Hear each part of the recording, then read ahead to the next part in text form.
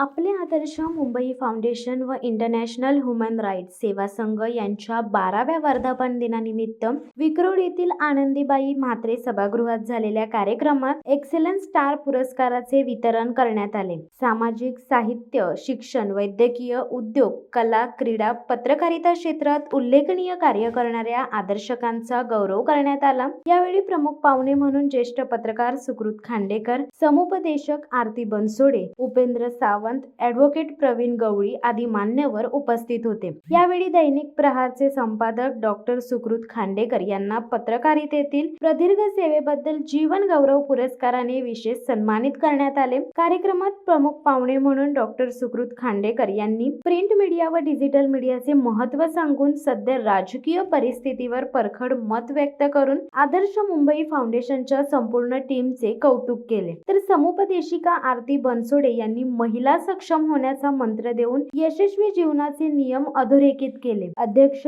भालचंद्र पाटे यांनी संस्थेच्या सामाजिक कार्याची माहिती दिली। कार्यक्रमात कलावंत विभूती वैभव यादव या अवघ्या 11 वर्षाच्या चिमुकलीने सादर केलेल्या रामगीत वंदनाने उपस्थितांसह पाहुण्यांची देखील मने जिंकली। कार्यक्रम यशस्वी करण्यासाठी अध्यक्ष भालचंद्र पाटे, डॉक्टर संजय भोईर, अशोक भोईर, पूनम पाटगावे, संयोजक वर्षा यादव, डॉक्टर श्रीपाल कांबळे, गौतम डांगळे, नवनाथ कांबळे, विनोद मोहिते, संदीप शिंदे यांनी विशेष परिश्रम घेतले। तर निखिल चव्हाण यांनी कार्यक्रमाचे सुंदर असे सूत्रसंचालन केले।